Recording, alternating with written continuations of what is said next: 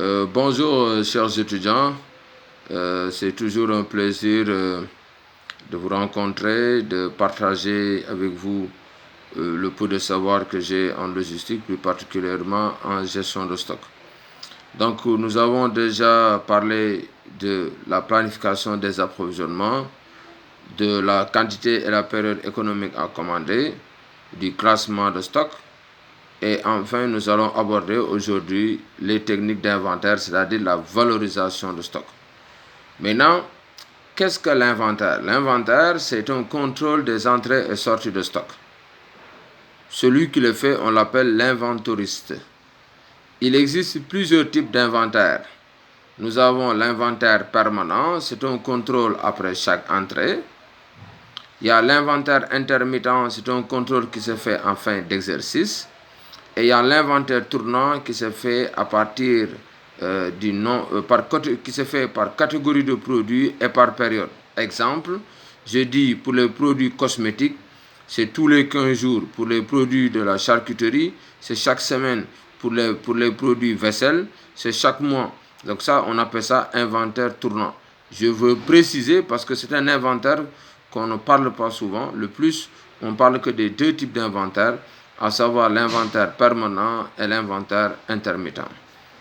Maintenant, pour valoriser un stock, on peut utiliser plusieurs méthodes d'inventaire. Nous avons la méthode CUMP après chaque entrée. CUMP signifie coût unitaire moyen pondéré. Donc, on va calculer le coût unitaire moyen pondéré après chaque entrée, c'est-à-dire après achat ou bien acquisition, etc. Il y a la méthode CUMP après durée de stockage, c'est-à-dire on va valoriser le stock après une durée de stockage.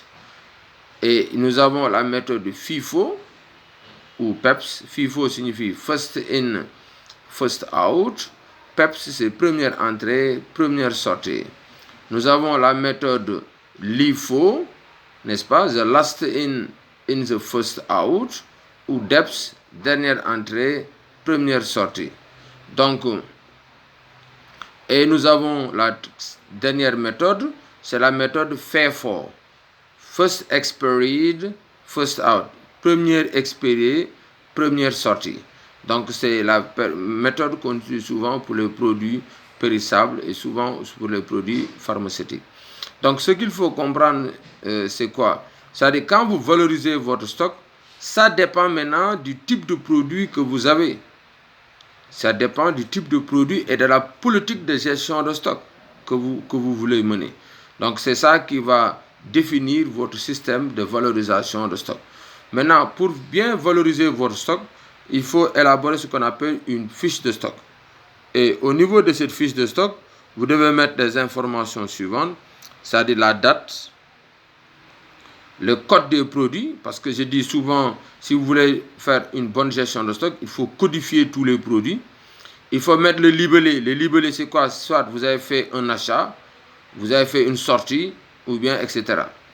Il faut mettre aussi la partie entrée, c'est-à-dire tout ce qui est entré en stock, n'est-ce pas? En mettant bien sûr la quantité, le prix unitaire et le montant.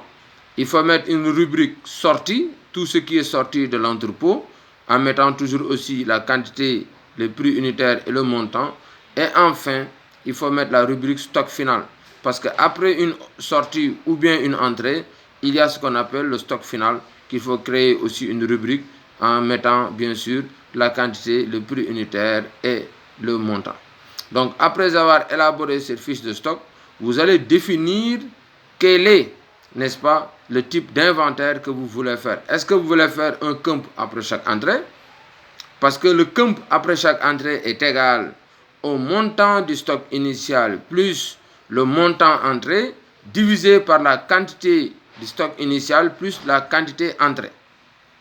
Ça, c'est la méthode CUMP après chaque entrée.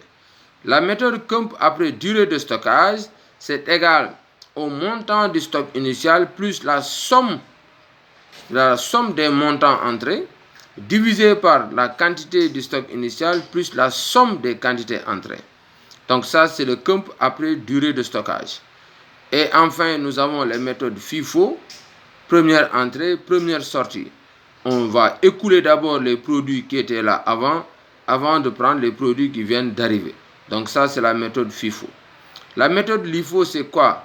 On a reçu des produits il y a 5 jours, on vient de recevoir des produits il y a 1 jour, on va écouler les produits qui sont arrivés récemment. Pourquoi?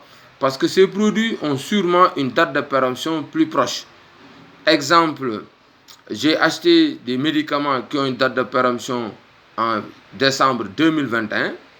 Je reçois une autre commande, mais la date de péremption du même médicament, c'est décembre 2020. Donc, on va essayer d'écouler d'abord les produits qui ont une date de péremption plus proche pour éviter ce qu'on appelle les avaries. C'est ça qu'on appelle dernière entrée, première sortie. LIFO, the last in the first out. Et la dernière méthode, c'est FIFO. Et là, c'est comme je l'ai dit, c'est pour les produits périssables.